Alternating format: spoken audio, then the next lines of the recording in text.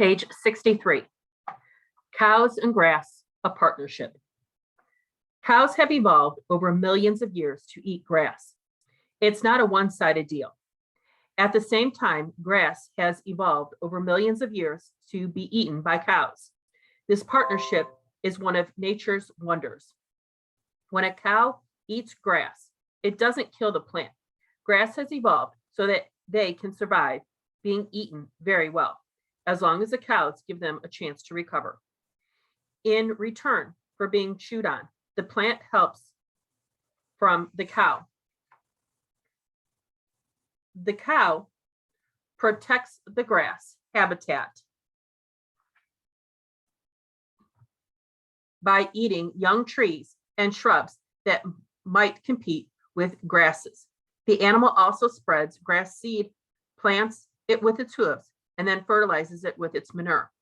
Only certain animals, including cows, sheep, goats, and bison, can make a meal out of grass. They can do this because they have a specialized second stomach called a rumen. That's why these animals are called ruminants. The rumen is like a 25-gallon fermentation tank. Here is where the cow gets some help.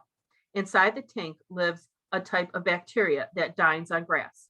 This bacteria breaks down the cells, walls of the grass and allows the cows to get the protein and carbohydrates within. On the plains of the American West, where steer 534 was born, bison and the prairie grasses lived together in partnership for thousands of years. I guess we should include the bacteria in this partnership also.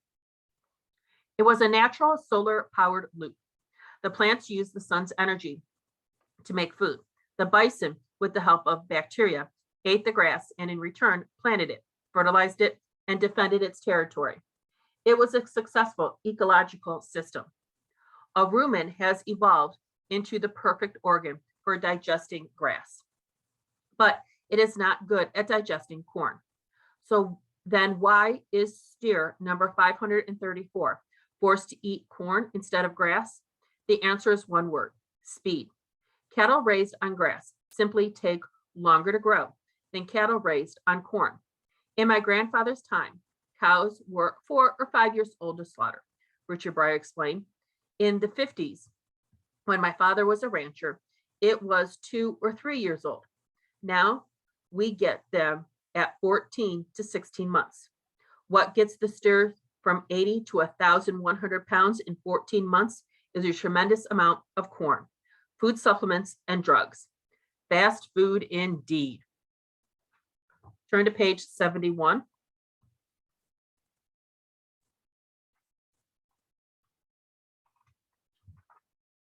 On page 71, there's an infographic.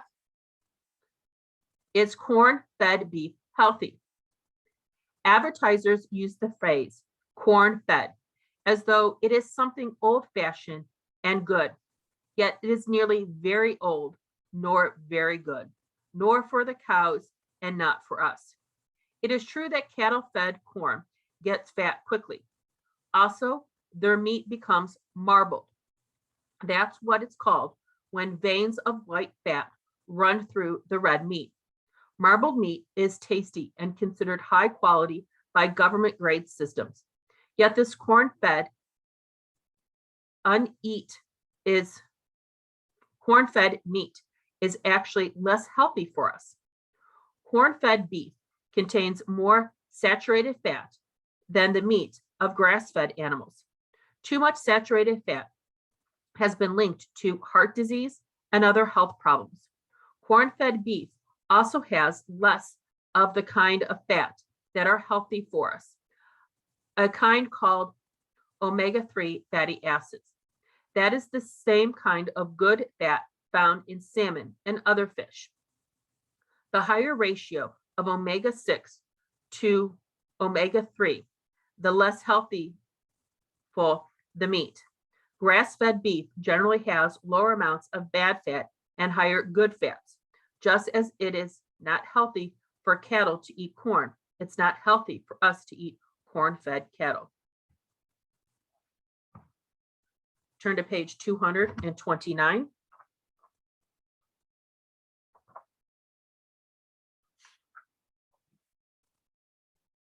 grass, not grain.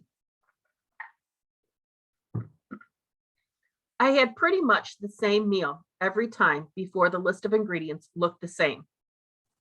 Yet I knew this wasn't the same food at all, but was because the chickens had spent their lives outdoors on pastures rather than in shed-eaten grain. When cattle, chicken, and other animals eat grass, and not just corn or other grains, they're actually healthier for us to eat. So is the milk or eggs that comes from grass-fed animals. This is no accident. Humans evolved to eat meat from wild animals, animals that ate little or no grain. Animals raised outdoors on grass have a diet much more like that of wild animals. It makes sense that their meat, milk, and eggs would be better for us. Green grass has large quantities of beta carotene, vitamin E, and folic acid. These natural chemicals are important for a healthy diet. Animals that eat grass have high levels of these and other important nutrients. It's the beta carotene that gives polyphased egg yolks their carroty color.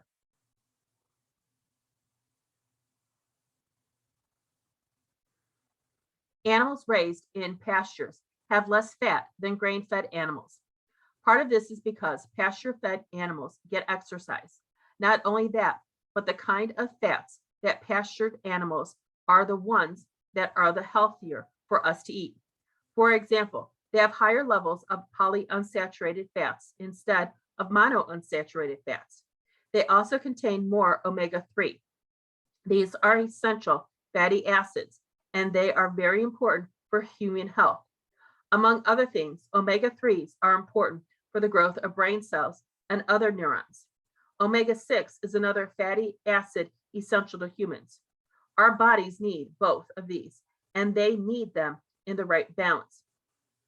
Omega-3s are made in the levels of plants. Omega-6 are made in the seeds. There is a lot of evidence that a healthy diet has pretty even balance of omega-3 and omega-6. And that's exactly the balance in the meat of the wild animals. It makes a lot of sense when you think about it. Human beings evolved to survive and be healthy on diets of wild meats and plants. Now go one step further. The meat of the grass-fed cows also has the same healthy balance of omega-3 and omega-6. Why? Because grass-fed cows are eating the same diet as their wild ancestors. It turns out that the corn-fed cows don't have the healthy balance of omega-3s. Their meat has a ratio of about 14 omega-6 to 1 omega-3. Some scientists think this imbalance might help explain the high levels of heart disease in our society. In other words, it's not eating meat so much as eating corn-fed meat that is bad for us. The point is that all beef is not the same.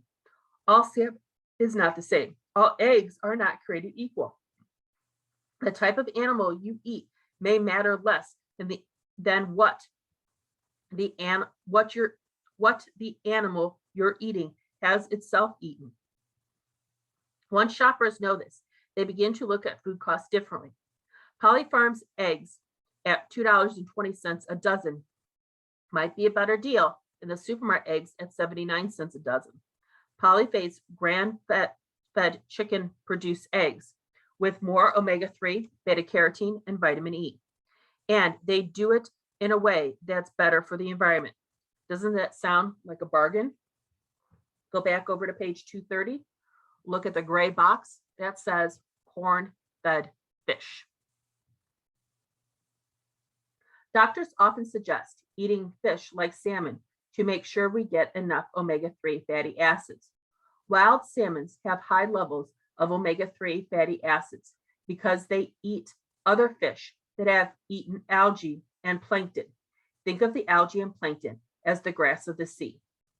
Wild salmon wind up with the omega-3s found in those seagrasses. However, the farm-raised salmon are being fed more like feedlot cattle, often on grain. The result is their omega-3 levels far well below those of wild fish.